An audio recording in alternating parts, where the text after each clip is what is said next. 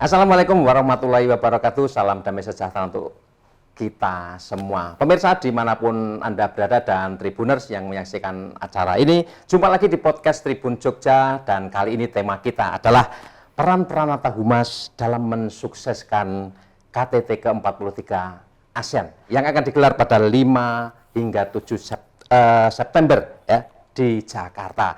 Dan sejalan dengan persiapan menuju ke sana, 27 sampai 29 Agustus ini diselenggarakan Konvensi Nasional Jabatan Fungsional Pranata Humas di Yogyakarta, dan sudah hadir untuk meramaikan kegiatan ini. Yang pertama adalah Pak Usman Kansong. Mohon maaf Pak, ini Direktur Jenderal Informasi dan Komunikasi Publik Kementerian Kominfo Republik Indonesia. Beliau adalah jurnalis senior sebelumnya. Sugeng Dalu, selamat datang di Jogja Istimewa, Pak Usman Kansong. Dan yang kedua adalah Pak Dr. Andes Imam Prapanadi MT. Beliau adalah Kepala Biro Umum Humas dan Protokol Pemerintah Daerah Istimewa Yogyakarta. Selamat. Assalamualaikum. Ya, waalaikumsalam. Indonesia saat ini adalah di bawah kepemimpinan Presiden Joko Widodo mendapat amanah sebagai keketuaan ASEAN, dan kurang dari 2 minggu lagi KTT ASEAN akan digelar di Jakarta. Kita ingin mendengar update perkembangan persiapan menuju ke sana dan kaitannya tentu saja dengan peran kehumasan baik di pusat maupun di daerah dari Pak Usman Kansong. Gimana Pak ini menuju 2 minggu kurang ini, tanggal 5 sampai 7 September? Ya, persiapan sudah kita lakukan baik secara teknis maupun dari sisi substansi. Jadi dari sisi teknis kita siapkan infrastruktur penyelenggaraan KTT. Tadi hari Minggu tanggal 27 Agustus pukul 11 kita meninjau JCC, ya, tempat dilaksanakannya KTT, dipimpin oleh, tadi peninjauan dipimpin oleh Mensesnek dan Menteri PUPR. Kita lihat beberapa venue. Pertama adalah ruang sidang, tempat persidangan di Plenary Hall, di Cendrawasih Room, di JCC. Kemudian juga meninjau Media Center dan juga meninjau tempat untuk gala dinner para kepala negara. Nah, dari sisi substansi ini disiapkan oleh Kemenlu. Ya, Kemenlu menyiapkan paling tidak ya ada 12 persidangan yang akan dipimpin oleh Presiden Jokowi. Selain itu juga ada pertemuan-pertemuan bilateral dan ada juga side event. Ya, side event yang dimulai sejak tanggal 2. Ya, ada ABAK namanya, ini ASEAN Business Forum yang diselenggarakan oleh Kadin. Kemudian juga ada AIPF, ASEAN and Indo-Pacific Forum, itu diselenggarakan oleh Kemlu dan Kementerian BUMN.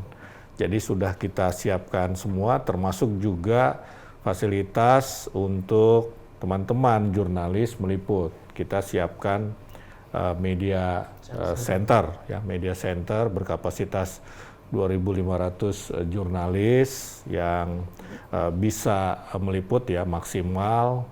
Tetapi yang paling penting saya kira adalah substansi bagaimana agar nanti ASEAN Summit atau KTT ASEAN sesuai dengan arahan Presiden Jokowi ini menghasilkan sesuatu yang konkret ya bagi masyarakat Indonesia, bagi masyarakat ASEAN, masyarakat kawasan, dan masyarakat dunia. Apalagi temanya adalah ASEAN Matters, Epicentrum of Growth. Jadi kita menginginkan, mencita-citakan Asia Tenggara menjadi pusat pertumbuhan ekonomi. ASEAN itu penting, diperhitungkan ASEAN Matters begitu. Dan kita akan membicarakan berbagai hal, mulai ketahanan pangan, kemudian energi, ekonomi hijau, kemudian juga kita bicarakan bagaimana penanganan TPPO, ya tindak pidana perdagangan orang, begitu. Kita bicarakan juga kerjasama konkret dalam forum ASEAN Indo-Pacific Forum. Di situ akan ada investasi misalnya, ada kerjasama di bidang ekonomi, kemudian juga pertukaran data terkait dengan ekonomi digital, bagaimana memajukan UMKM, inklusi keuangan.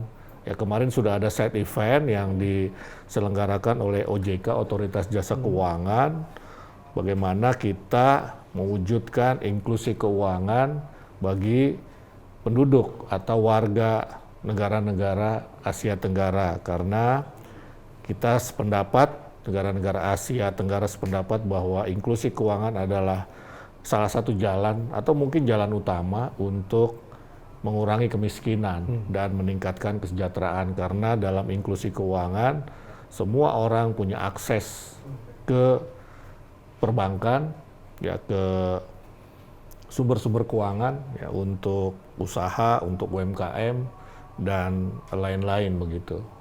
Kira-kira seperti itu. Ya. Baik, Pak Usman. Belum lama ini Indonesia sukses menggelar KTT yang jauh lebih besar skalanya, KTT G20 di Bali, dan kemudian ada pertemuan para pemimpin ASEAN di Labuan Bajo, saya kira itu ya. Dan kemudian nanti akan berpuncak di 5-7 September. Ini kita ingin tahu kira-kira pesan apa yang ingin disampaikan kepada, artinya dua penyelenggara itu sangat sukses, menarik perhatian banyak orang, dan tentu Indonesia jadi sorotan. Iya, betul sekali. Jadi kita dianggap sukses besar, bahkan sukses luar biasa dalam penyelenggaraan KTT G20. Dan KTT G20 itu kita jadikan benchmark atau tolok ukur ketika kita menyelenggarakan KTT ASEAN ke-43 di Jakarta. Jadi yang di Labuan Bajo itu KTT ASEAN ke-42.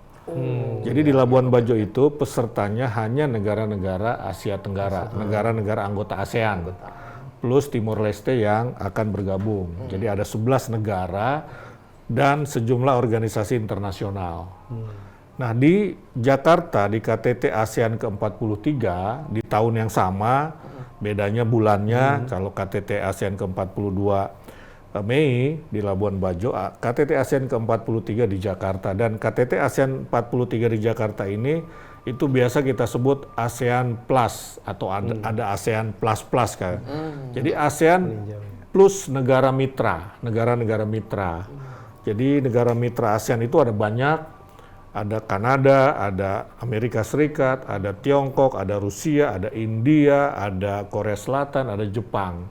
Selain juga diikuti oleh sejumlah organisasi internasional seperti UN, United Nations atau Perserikatan Bangsa-Bangsa. Nah, jadi di Jakarta ini KTT ASEAN yang ke-43 ini lebih besar dibandingkan yang di Labuan Bajo ke-42. Karena itu penyelenggaraannya itu benchmarknya adalah KTT G20.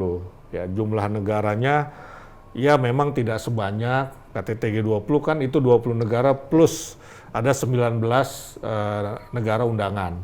Ya, kalau sekarang ini mungkin tidak sampai 40 atau 39 negara, ya, tetapi kurang lebih pesertanya itu akan sama, ya, akan sama, karena itu segala sesuatunya, infrastrukturnya, substansinya, kemudian media centernya, jamuan makan malamnya itu benchmarknya adalah G20 begitu. Kira-kira seperti itu. Kalau mau dijelaskan perbandingannya seperti apa begitu kan. Ya, Indonesia ingin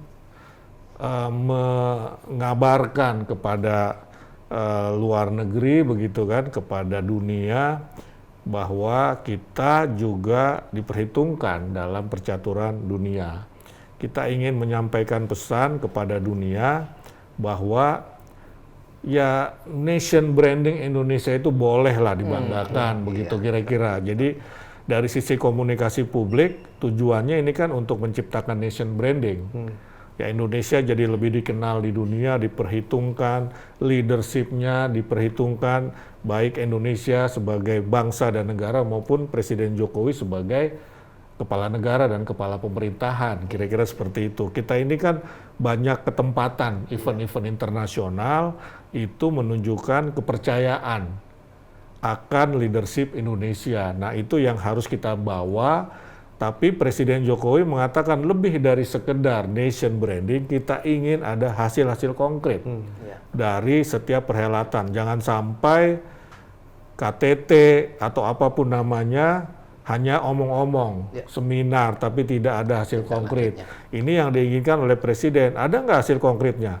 Ya ada, paling tidak dengan adanya penyelenggaraan KTT, G20, ASEAN, dan lain-lain, atau peristiwa olahraga, ada FIBA, basket, begitu. Kemudian nanti ada Archipelagic and Island State Forum, AIS di Bali. Itu akan meningkatkan perputaran ekonomi karena adanya belanja negara. Belanja negara untuk hotel, untuk makan, kemudian juga untuk souvenir. Maka itu akan menghidupkan UMKM, menghidupkan hospitality, ya, travel, hidup lagi, airlines akan hidup, apalagi kita baru saja selesai dari pandemi, ini masih proses pemulihan ekonomi. Nah, dengan penyelenggaraan event internasional itu akan memutar roda ekonomi dari belanja negara, dan yang tidak kalah penting adalah dari belanja para delegasi di negara kita. Jadi negara lain yang datang ke negara kita itu kan nggak kita ongkosin, ongkos sendiri dia. Pesawatnya ongkos sendiri, hotelnya dia bayar sendiri, bahkan nanti dia mungkin beli oleh-oleh nanti, itu juga beli sendiri, bukan diongkosin oleh negara kita. Jadi ada spending money di Indonesia, begitu. Ini kan meningkatkan perputaran ekonomi, tapi lebih dari itu ada hasil konkret yang lain, misalnya investasi, kemudian ada semacam MOU paling tidak, begitu, ada komunike, ada kesepakatan bagaimana sih kita menanggulangi TPPO misalnya. Karena Indonesia ini kan termasuk bisa dikatakan di Asia Tenggara ini korban, korban perdagangan orang. Banyak TKI kita, TKW kita ini mendapatkan kekerasan atau perlakuan yang tidak manusiawi di luar negeri, begitu. Iya, baik. Ada dinamika global yang juga sangat menarik ya. Tetapi ini kita simpan dulu, saya mau ke Pak Imam dulu, Pak Usman. Ini tentu terkait dengan tadi sudah dijelaskan panjang lebar Pak Usman terkait dengan aspek kehumasan. Pesan apa ya ingin kita sampaikan kepada dunia lah katanya. Tetapi kita tarik ke daerah dan kebetulan Pak Imam ya, ketempatan acara konvensi nasional Pranata Humas, dan ini kaitannya juga dengan KTT ASEAN. Pak Imam bisa menjelaskan ini. Apa kira-kira yang bisa dipetik dari pemerintah daerah istimewa Yogyakarta? Terima kasih Mas Krisna. Pertama bahwa kami berterima kasih nih Pak Dirjen bahwa penyelenggaraan konvensi Pranata Humas itu diselenggarakan di Yogyakarta sebelum jatuh nanti keuntungan-keuntungan yang lain yang dapat dari KTT gitu ya.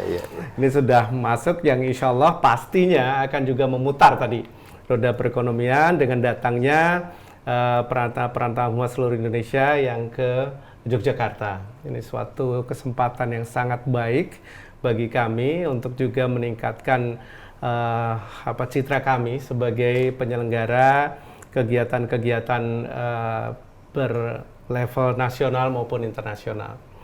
Dan kesempatan ini sebenarnya memang kami gunakan betul Bapak, terutama konvensi itu nanti karena memang diselenggarakan di Jogja, hampir seluruh Pranata Humas kami ikut di kegiatan ini untuk meningkatkan kompetensi, begitu. Dapat kami laporkan juga sampai dengan saat ini baru terdapat sekitar 10 Pranata Humas di kabupaten kota, dan di DIY itu ada 7 Pranata Humas. Dan ini jumlah yang sangat kurang saya rasa untuk kemudian kami menjaga reputasi pemerintah daerah khususnya. Dan namun dari jumlah yang sedikit ini sebenarnya kita sudah bisa menunjukkan kiprah kita di nasional, beberapa prestasi kita dapatkan. Dan kemudian untuk itu kami juga bisa menawarkan kompetensi kami ini untuk kemudian membantu mensupport kehumasan kaitannya dengan kemudian menyebarluaskan, mengamplifikasi, istilahnya mengglorifikasi begitu, menjadi satu bagian dari orkestra yang dipimpin tentunya oleh Kementerian Kominfo, yang nantinya kita yakin bahwa dengan aktivitas kehumasan di daerah Sema Yogyakarta ini lebih akan mendukung kesuksesan pelaksanaan dari KTT ASEAN ke-43 ya di Jakarta. Dan kami juga siap untuk kemudian apabila ada narasi-narasi khusus gitu yang dalam orkestra ini untuk kemudian disampaikan kepada masyarakat publik kami untuk mendapatkan apresiasi begitu. Dan apabila nanti ada ya selama keketuaan Indonesia dalam ASEAN ini kemudian ada kegiatan yang diselenggarakan di Yogyakarta, itu harapan kami begitu, sehingga kemudian masyarakat Jogja sudah siap, more than ready, more than happy and more than ready. Jogja selalu siap. Menarik. Menarik. Ya. Ini kalau diselenggarakan di Jogja tuh pesertanya antusias sekali. Gitu Bapak. Jika dibandingkan, ya mohon maaf, misal di daerah lain begitu ya. Jogja ini kan ya fasilitasnya magnet, infrastrukturnya, kulinernya. Betul, ya. Jadi luar biasa saya kira. Pemilihan Jogja itu bukan asal-asalan. Gitu ya. Juga kepuasan konsumennya habis konvensi bisa berwisata. Iya, betul. Komplit ya. Komplit di sini. One stop lah. Pak Imam, ini melanjutkan yang tadi, bagaimanapun Jogja ini memang punya tidak hanya magnet, tapi kadang-kadang dipersepsikan sebagai satu di antara sedikit sentrum, ya sentral atau bisa mengabarkan ke seluruh dunia ya. Mungkin selain Bali ya, Bali memang tujuan wisata. Dan ini kebetulan bertepatan dengan kira-kira masih peak season ini untuk musim wisata. Nah, Pak Imam, kira-kira ini selain tadi yang disampaikan siap menyambut, mensukseskan, mengamplifikasi, mengglorifikasi, kira-kira apa yang ingin kita kerjakan dalam waktu dekat menuju ke 5-7 September KTT ASEAN di Jakarta? Saya rasa sebenarnya sesuai dengan juga arahan dari Kominfo, dari Kemdagri juga sempat mengirimkan surat kita untuk kemudian mensupport keketuaan Indonesia di ASEAN, dengan kemudian mencantumkan logo lambang ASEAN ini, keketuaan ASEAN ini pada hampir setiap publikasi luar ruang yang kemudian memang kita sering lakukan itu. Kemudian pada background setiap acara baik resmi maupun non resmi itu sudah bisa disaksikan. Kemudian juga pada konten-konten kami di hampir seluruh media sosial ya, kayak kami 4 platform itu sudah kita setiap kontennya itu sudah mencantumkan kaitannya dengan keketuaan ASEAN ini. Gitu ya, jadi seperti itu. Ya, kita berterima kasih nih sama Jogja ini. Ya, kalau kita lihat di bandara sudah ada logo ASEAN. Begitu kan di jalan-jalan juga seperti itu. Ya, kita berharap juga ada video nanti, mungkin sudah dikirimkan atau belum. Kalau belum kita kirimkan yang bisa ditayangkan di Videotron yang menjadi milik Pemprov atau Pemda Kabupaten. Saya kira itu akan baik sekali untuk meramaikan, meramaikan KTT ASEAN ini, karena kita ini sebetulnya menginginkan setiap perhelatan internasional itu jadi milik rakyat begitu kira-kira. Iya, Bapak. Sehingga misalnya tanggal 30 kita mau bikin acara gemuruh musik ASEAN di Jakarta begitu kan.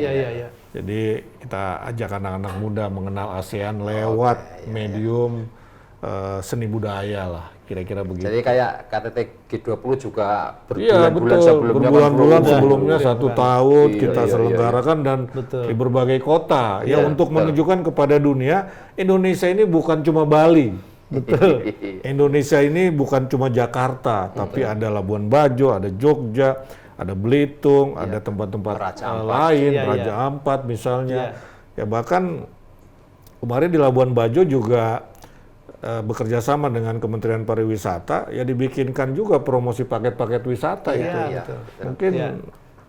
Pemprov Jogja bisa ngobrol dengan Kementerian Pariwisata. Baik, iya. Nanti mereka kan akan berpromosi juga Betul. di venue itu. Iya. Oh, ini Jogja ada tempat-tempat wisata yang sangat luar biasa begitu kan. Saya rasa memang jadi kesempatan yang besar bagi Goresma Yogyakarta untuk kembali mempublikasikan destinasi-destinasi baru yang kemudian atau lama yang tapi sudah di-package secara lebih profesional untuk kemudian menjadi destinasi wisata untuk tamu-tamu dari ASEAN. Dan saya luar biasa kalau kemudian mitra-mitra ASEAN juga hadir pada saat itu, luar biasa sekali kan. Betul. Nah, ini saya ke Pak Usman lagi nih. Tadi saya sudah singgung soal dinamika politik global ya. Dan terakhir Pak Jokowi menghadiri KTT BRICS di Johannesburg di Afrika Selatan. Saya kira ini tadi belum disinggung, saya kira itu soal Indonesia ternyata mampu menyediakan jaminan stabilitas keamanan selama beberapa event sebelum ini KTT ke-20 di Labuan dan seterusnya ini. Jadi ada satu survei dari Singapura, Yusof Ishak Institute semacam itu begitu, ISEAS namanya. Itu memang dikatakan Asia Tenggara adalah arena pertarungan politik dunia.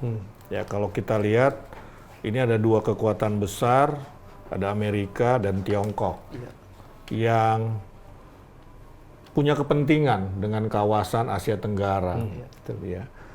Tetapi ASEAN ini sangat bagus dalam memainkan perannya. Ya, bagaimana juga merangkul kedua belah pihak, kedua belah kekuatan ini secara proporsional. Ya, dulu kalau kita lihat sejarah berdirinya ASEAN itu didukung penuh oleh Amerika Serikat. Sehingga kemudian dikritik oleh Tiongkok dan Uni Soviet pada saat itu. Karena dianggap pembentukan ASEAN yang didukung oleh Amerika ini adalah bagian dari propaganda Amerika begitu. Nah, tetapi lama-kelamaan Tiongkok merasa ya tidak harus kita kontra terus dengan ASEAN, tapi harus mendekati. Dan mulailah mendekati Tiongkok ini secara ekonomi bukan secara politik. Maka investasinya mulai mengalir ke negara-negara ASEAN. Tadinya ini Amerika yang juara ini dari sisi investasi. Tapi sekarang ini Tiongkok, Tiongkok yang juara dalam investasi di negara-negara ASEAN. Nah, salah satu daya tarik ASEAN secara ekonomi adalah stabilitas. Coba perhatikan kawasan-kawasan lain, Timur Tengah, stabilitasnya tidak ada, begitu ya. Dan Eropa juga dengan adanya perang Rusia-Ukraina, itu tidak stabil. Ya, negara-negara Amerika Latin misalnya, itu stabilitasnya minimal dari sisi kriminalitas, narkoba, politik, begitu ya.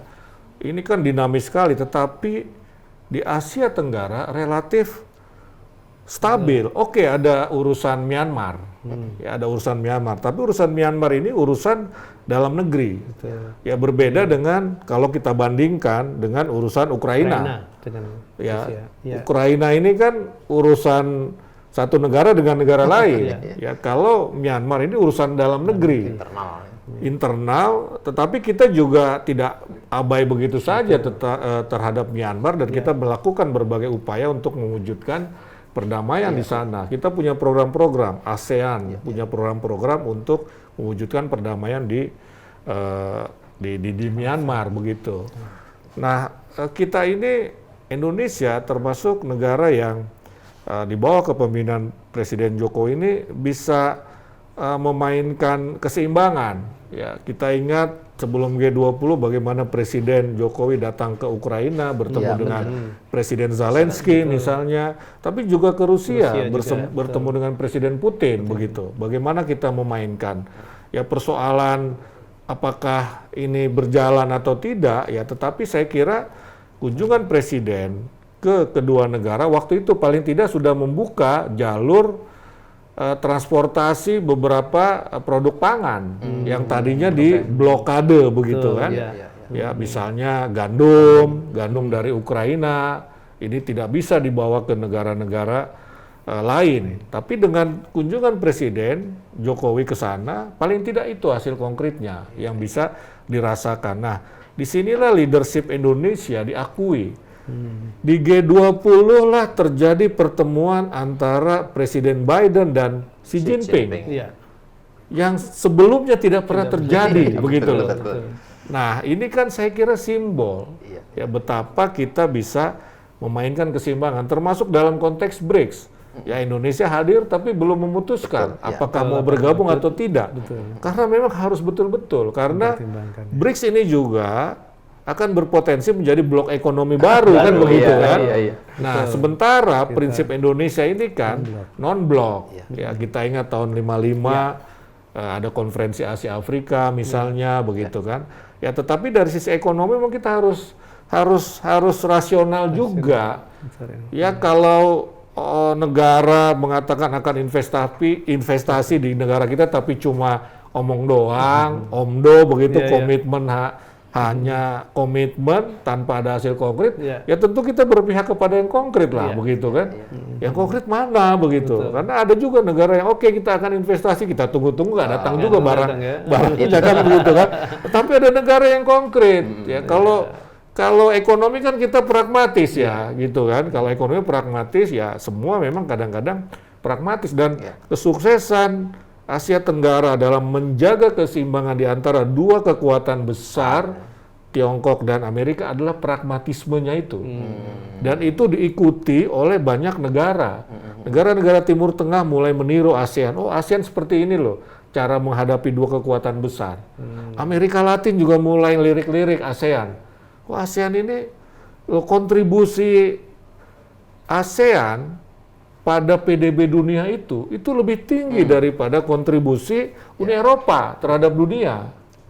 Ya, jadi betapa ASEAN itu diperhitungkan di dunia dan kita punya peran. Jadi tidak salah kalau ada cita-cita ASEAN Matters, epicentrum of growth begitu. Ya, kalau kita gabung juga terjadi peningkatan pertumbuhan ekonomi. Vietnam, Indonesia itu negara yang pertumbuhan ekonominya sangat tinggi. Stabilitas ekonomi, ada Singapura, ada Malaysia. Oke, masih ada negara-negara lain yang perlu kita bantu, ya kita setarakan. Ada Laos, ada Kamboja, kemudian Thailand juga bagus ya. Itu Timur Leste yang mau bergabung, begitu kan.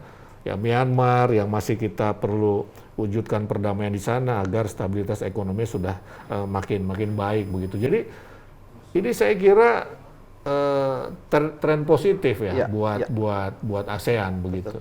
Dan mungkin sepanjang pandemi ya 3 tahun ini kan kita di kawasan ASEAN termasuk yang sangat tahan ya. Termasuk Indonesia tentu saja ini punya ketahanan yang luar biasa. Resiliensi kita itu tidak diragukan. Ya. Kita tidak diragukan. Ya, saya kira kita sudah banyak belajar dari pengalaman, ya dari sejarah begitu. Ya, berdirinya ASEAN itu seperti biasa di Uni Eropa juga. ASEAN itu sering dibanding-bandingkan dengan Uni Eropa. Ya, memang kalau kita lihat Pak Imam, Uni Eropa ini kan relatif homogen ya, rasnya ya nggak terlalu banyak lah dibandingkan dengan Asia Tenggara. Ya, di situ ada Melanesia rasnya, ada yang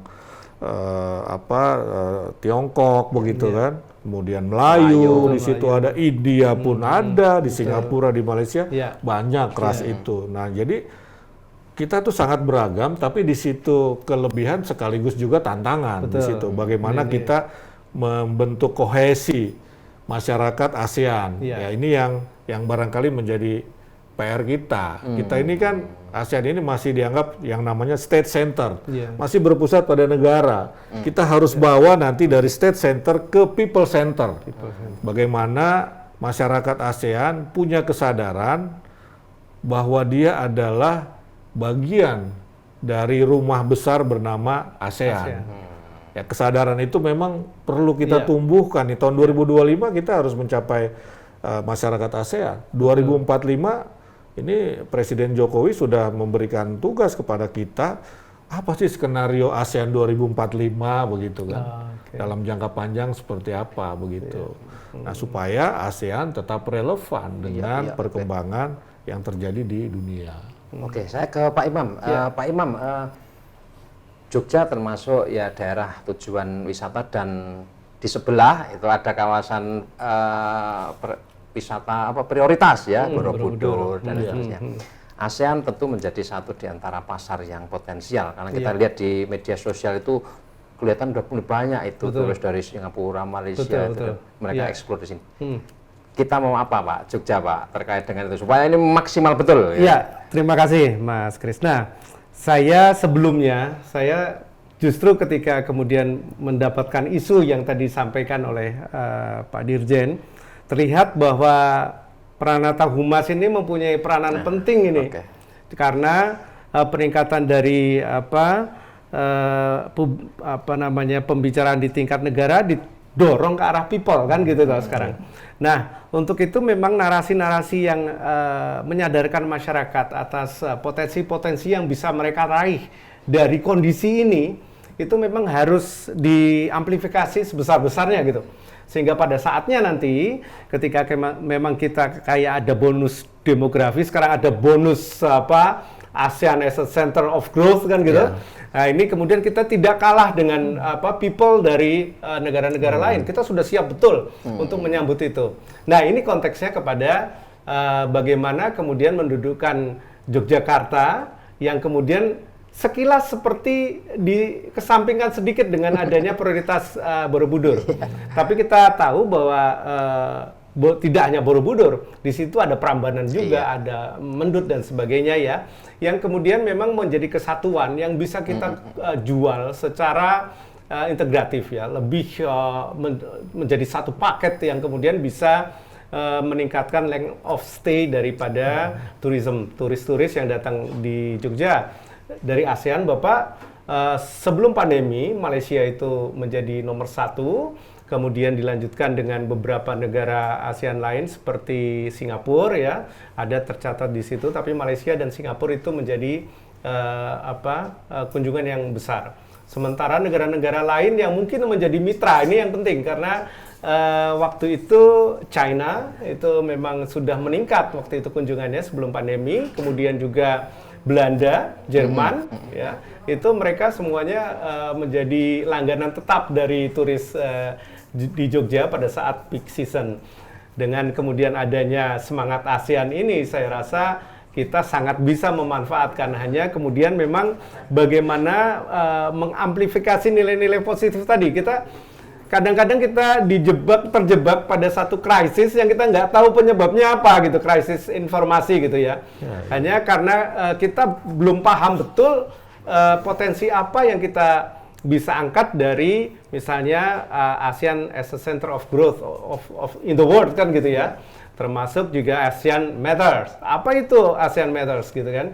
Sementara kita harus betul-betul sebagai Pranata Humas di daerah itu memberikan publikasi, memberikan informasi yang tepat, benar, cepat dan berkualitas gitu kepada masyarakat, sehingga kemudian tidak menimbulkan arti-arti yang bias gitu, sehingga bisa ditangkap masyarakat sebagai satu informasi yang membuka peluang bagi mereka untuk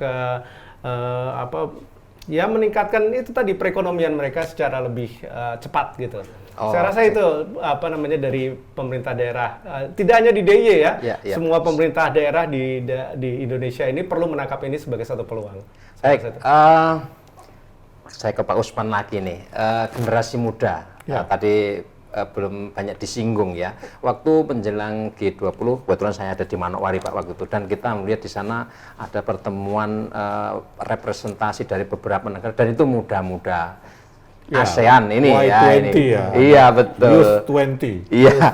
Nah, menuju ke KTT ASEAN dan mungkin tidak hanya di Jakarta ya, mungkin sesudahnya itu bagaimana kita mau menggrab kalangan muda nih, karena ini mereka akan menjadi investasi besar dalam beberapa tahun mendatang. Betul sekali nih ya. Apalagi kita menghadapi bonus demografi Indonesia, kemudian kalau kita lihat negara lain, misalnya Singapura itu kan negara yang usia mudanya itu lumayan besar sekarang begitu. Karena itu peran anak muda ini menjadi penting. Kita sebelumnya punya program-program dengan anak muda, misalnya ada namanya Kapal Pemuda ASEAN, itu di bawah Kementerian Pemuda dan Olahraga, ada pertukaran pemuda di antara negara-negara ASEAN, mereka berkunjung ke negara ASEAN dengan menggunakan kapal laut begitu ya.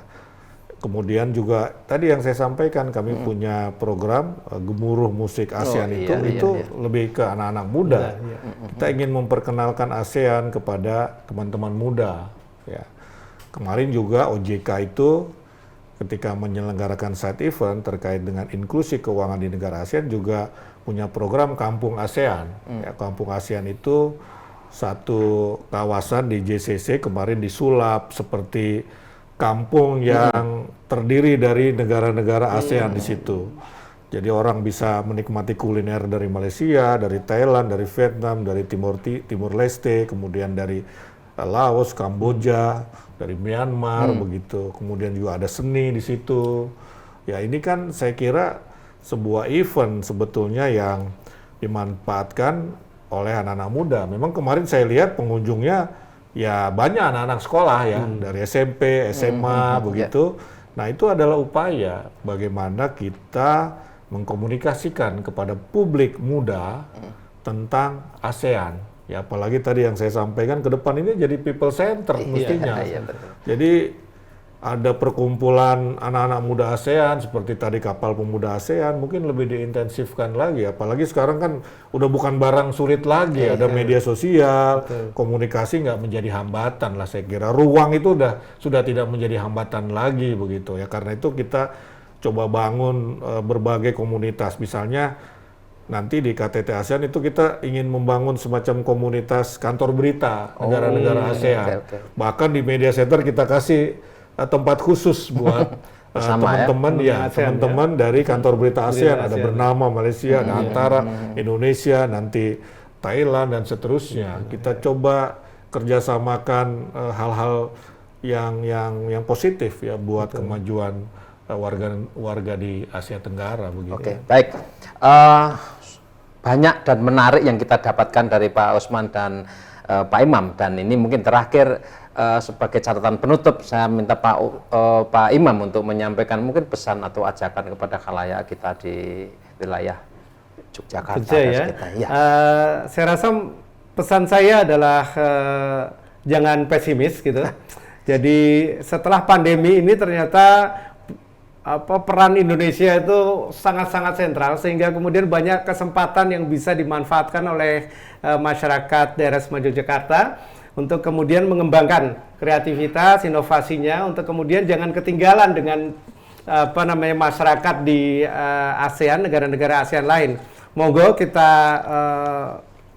kuatkan intelektualitas kita, keterampilan kita untuk mengisi relung yang mana yang kita bisa kemudian dapatkan untuk tentunya menambahkan kesejahteraan bagi masyarakat Indonesia.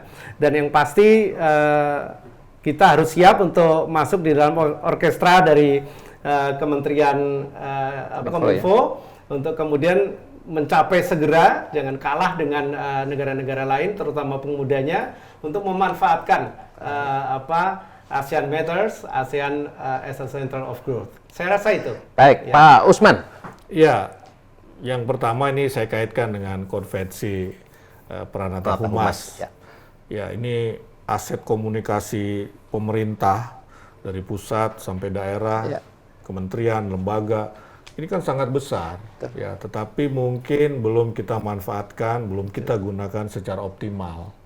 Nah, saya kira forum-forum internasional seperti G20 dan ASEAN sekarang, ini marilah kita gunakan aset-aset komunikasi yang kita miliki, apakah itu infrastruktur, misalnya tadi media, media luar ruang, media sosial, media arus utama, media mainstream, ya, dan juga infrastruktur dari sisi sumber daya manusia. Ini kan walaupun tadi Pak Imam katakan Pranata Humas di DIY masih sedikit ya, tetapi itu saya kira tidak bisa menjadi halangan juga ya, karena kita sudah dibantu oleh teknologi begitu kan. Nah, mari kita manfaatkan, mari kita gunakan aset-aset komunikasi kita ini untuk mengabarkan kepada dunia potensi Indonesia, potensi leadership Indonesia, potensi ekonomi, potensi wisata negara kita, supaya tercipta nation branding Indonesia ya, sebagai negara yang stabil, negara tujuan investasi, ya, negara yang leadershipnya diakui, dan hal-hal positif lainnya, branding positif lainnya. Yang kedua, dengan komunikasi publik seperti tadi, kita sebetulnya ingin menambah pengetahuan masyarakat Indonesia tentang ASEAN. Ya, Kominfo membuat ASEANpedia. Jadi segala informasi tentang ASEAN bisa diakses di ASEANpedia, di Linktree ya, begitu. Satu itu pengetahuan. Kemudian yang kedua, kita ingin membentuk sikap positif. Sikap positif minimal mendukung penyelenggaraan ASEAN, KTT ASEAN lewat status di media sosial dan lain-lain begitu. Yang ketiga, mungkin di masa-masa depan kita berharap ada dukungan dalam bentuk perilaku ataupun perbuatan. Ya, misalnya tadi seperti dikatakan Pak Imam, mari kita tingkatkan intelektualitas kita supaya kita bisa, saya sih tidak ingin menyebut kompetisi ya, tapi kolaborasi dengan negara-negara Asia Tenggara lainnya. Ya, kolaborasi ini kan harus berlangsung seimbang, fair. Nah, salah satu supaya kita fair, berkolaborasi, ya kita tingkatkan diri kita, begitu kan. Kalau tidak, yang terjadi adalah dominasi, begitu loh. Karena itu mari kita tingkatkan, daya tawar, kita bisa berkolaborasi dengan para pemuda di Singapura, di Malaysia, di Vietnam, begitu, dan di negara-negara lain. Dengan kolaborasi juga itu mungkin kita bisa menyumbangkan atau berkontribusi kepada negara-negara memang yang harus kita angkat. Karena ASEAN itu tidak bisa mencapai tujuannya tanpa kita mengangkat supaya ASEAN ini jadi sama dari sisi pertumbuhan ekonomi misalnya begitu. Ini kan kalau jomplang nggak bisa kita. Nah, jadi saya kira dua hal itu saya berharap kita semua bisa menjadikan ASEAN ini momentum untuk membentuk nation branding kita dengan memanfaatkan aset-aset komunikasi yang dimiliki oleh Humas, seluruh kementerian dan lembaga pusat sampai daerah. Dan yang kedua, kita ingin menambah pengetahuan publik, mendapatkan dukungan dari publik terhadap penyelenggaraan KTT ASEAN ke-43 di Jakarta. Baik, Pak Imam Pratanadi, Kepala Biro Umum Humas dan Protokol Pemerintah Daerah Istimewa Yogyakarta, dan Pak Usman Kansong, beliau adalah Direktur Jenderal Informasi dan Komunikasi Publik Kementerian Kominfo. Ya, terima kasih, matur nuwun sekali lagi untuk update informasinya dan pesan-pesan yang disampaikan kepada kita semua. Baiklah pemirsa dan Tribuners dimanapun Anda berada, demikian update informasi dan juga sharing terkait dengan perjalanan kita menuju sukses KTT ASEAN ke-43 di Jakarta pada 5 hingga 7 September. Terima kasih untuk perhatian Anda. Sampai jumpa lagi di podcast kita berikutnya. Wassalamualaikum warahmatullahi wabarakatuh.